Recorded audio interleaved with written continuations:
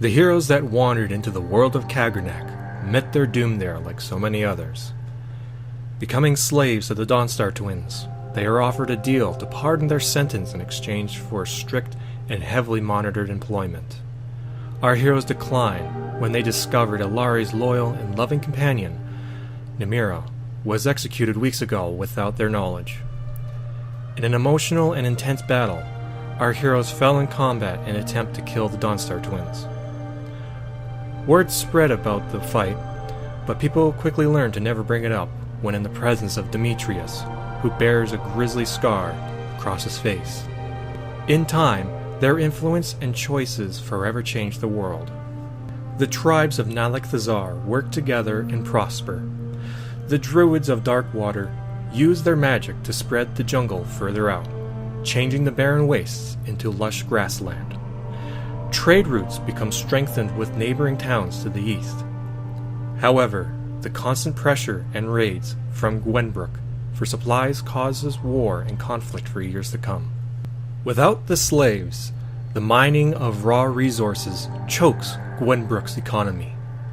The Dawnstar twins struggle to maintain control of the town when riots break out, and the law enforcement is forced to allocate men to combat the Knights of Kronos. The town becomes known as a hive of crime and sin. Gangs begin to dominate the streets. Many of the townsfolk that couldn't afford to stay are forced to leave. After the death of the Blackjaw tribe, the swampland becomes known as a place of death. Kali, impressed by the actions of the heroes, creates a shrine in the image of Malekith. Using dark and powerful magic, the Blackjaw camp is transformed into a temple that raises an army of undead. Strangely, this becomes a great deterrent for the Knights of Kronos. The eastern and southern towns are free from Kronos' rule, but those towns become the target of undead armies. The secret that rests inside Juna Kam remains a secret, its guardian consuming all those that challenge the deadly wastes.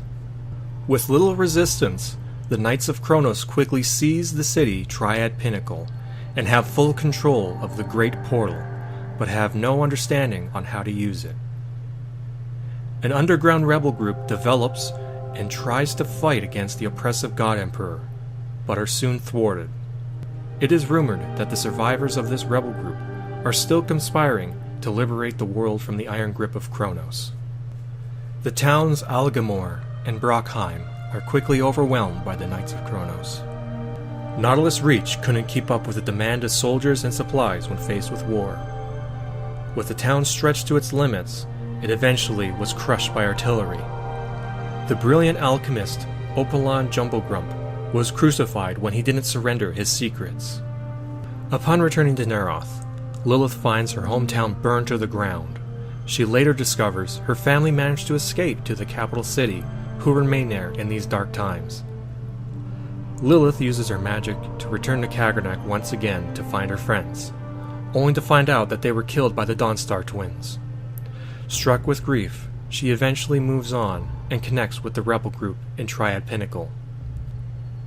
She discovers an ancient labyrinth underneath the city and uses her limited knowledge of the ancients to try and close the portal. Unable to fully understand the machine of the World Engine, she accidentally triggers security defenses and is incinerated instantly. And so the story comes to a close. The world of Kagernak once again becomes the playground for higher powers.